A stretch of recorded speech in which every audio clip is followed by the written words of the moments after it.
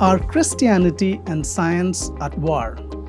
It is one of the biggest questions people ask, especially today, when science seems to explain more and more about our world. But if God made the world and He also gave us His Word, can the two really be in conflict? Let's look a little deeper. Hello and welcome to our video series on the existence of God, where we explore questions and topics related to God's existence and also analyze arguments for and against the existence of God. Christians believe that God reveals Himself in two ways. The first is called general revelation, what theologians sometimes call the book of nature. We read in Psalms 104 verse 24 and Romans 1:19 and 20 that through creation, God reveals to us His power, His wisdom, and His goodness.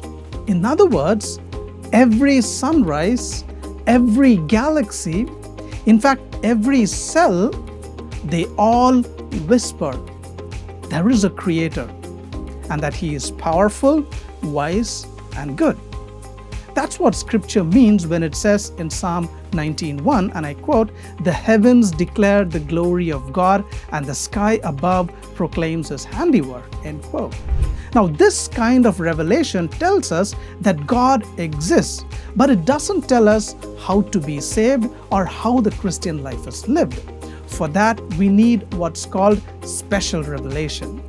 And that's God speaking to us through His Word, the book of Scripture, 2 Timothy 3:15, and ultimately through His Son, Jesus Christ, Hebrews 1:1 and 2. Now, listen to this carefully, because both the book of nature and the book of Scripture come from the same God who is one and cannot contradict Himself. Neither can ever truly contradict the other or come into conflict with the other. This is very important. Moreover, as we read in Titus 1:2, God does not assert anything that is false. Therefore, essentially speaking, there can be no conflict between the study of nature and the study of Scripture. Understanding this is crucial for thinking about the relationship between Christianity and science. So, if there is no conflict between these two, why does the tension exist? Well, the problem isn't with God's revelation. It is with our interpretation of God's revelation. You see, science is basically our attempt to interpret nature, while theology is our attempt to interpret Scripture. And both of those can be prone to human error. Even with all the discoveries we've made, there's still so much we don't know.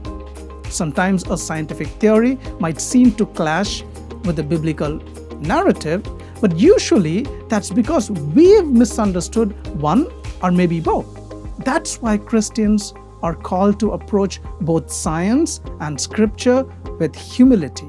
We shouldn't force the Bible to answer scientific questions it wasn't written to answer. And we shouldn't expect science to answer spiritual questions it was never designed to solve. All right, now, here's where people often get confused.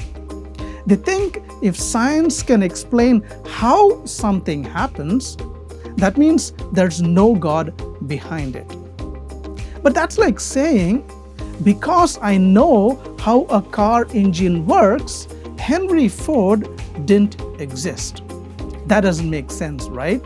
Oxford professor John Lennox puts it this way, and I quote, "Newton's law of gravity no more competes with God as an explanation of the universe than the law of internal combustion engine competes with Henry Ford as an explanation of the motor car," end quote. In other words, knowing the mechanism does not remove the maker. When Isaac Newton discovered gravity, he didn't say, "Well, I guess I don't need God anymore." No, he said, "Wow, what an amazing God who designed it this way. The fact is, brothers and sisters, the more we understand the universe, the more we should stand in awe of the one who made it. Science doesn't destroy wonder, it deepens it. So no, Christianity and science are not enemies.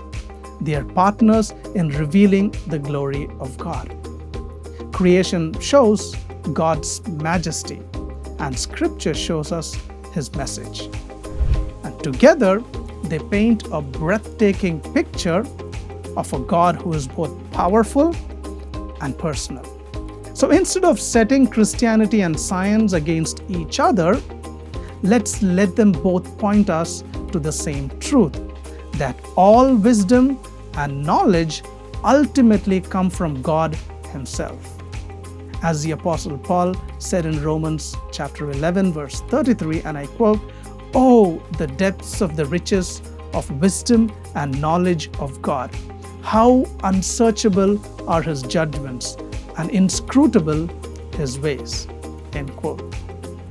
Thank you so much for watching. If you found this helpful, don't forget to like, share, and subscribe for more content. And check out our next episode where we'll take a look at the real story of Galileo. Was it science versus Christianity or something else? So keep watch. I'll see you there, and God bless you.